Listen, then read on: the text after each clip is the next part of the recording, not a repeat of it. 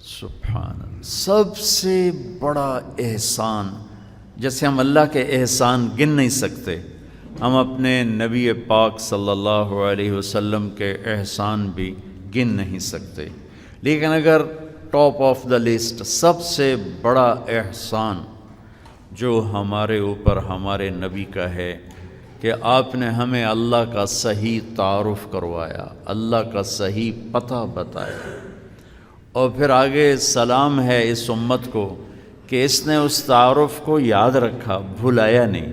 ہر نبی اللہ کا صحیح تعارف کرواتا ہے، کوئی نبی اللہ کا غلط تعارف نہیں کرواتا، اس کی وحدانیت کو بتاتا ہے، لیکن پہلی امتوں نے اس امانت کو ضائع کر دیا۔ موسیٰ علیہ السلام نے بھی کہا تھا لا الہ الا اللہ، اللہ ایک ہے، ہر نبی نے یہ پیغام دیا۔ عیسیٰ علیہ السلام نے بھی کہا کہ اللہ ہی اللہ ہے، ایک اللہ ہے، لیکن یہود نے کیا کیا؟ وقالت الیہود عزیر ابن اللہ۔ موسیٰ علیہ السلام کی امت نے کیا کیا؟ ان کے جانے کے بعد حضرت عزیر کو اللہ کا بیٹا بنا دیا۔ وقالت النصارى المسیح ابن اللہ۔ عیسیٰ علیہ السلام کی امت نے ان کے جانے کے بعد کیا کیا؟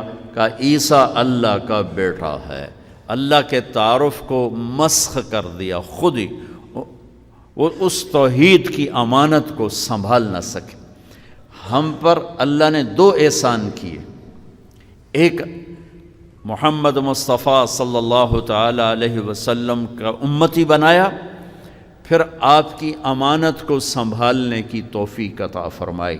اگرچہ ہم عملی طور پر بہت کمزور ہیں، قرآن سے دور ہیں، سیرت سے دور ہیں، لیکن آج جس طرح میرے نبی پہ قرآن اترا تھا اسی طرح زیر زبر کے ساتھ موجود ہے، جو میرے نبی کی زبان مبارک سے فرمان نکلا تھا وہ اسی طرح آج ہمارے پاس موجود ہے۔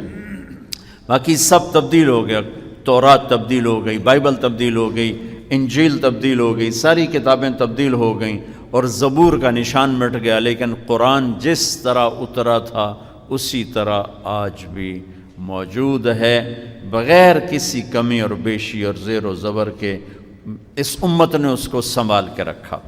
تو ہمارے نبی پاک صلی اللہ علیہ وسلم کا پہلا اور بڑا اور سب سے بڑا احسان کہ انہوں نے کہا کہ اللہ کہتا ہے قل هو اللہ احد، بتا دو انہیں کہ وہ بے یکتا ہے، اکیلا نہیں، اکیلا ہوتا ہے واحد، یکتا جس کی نظیر کوئی نہ ہو، جس کی مثال کوئی نہ ہو، جو بے مثل ہو،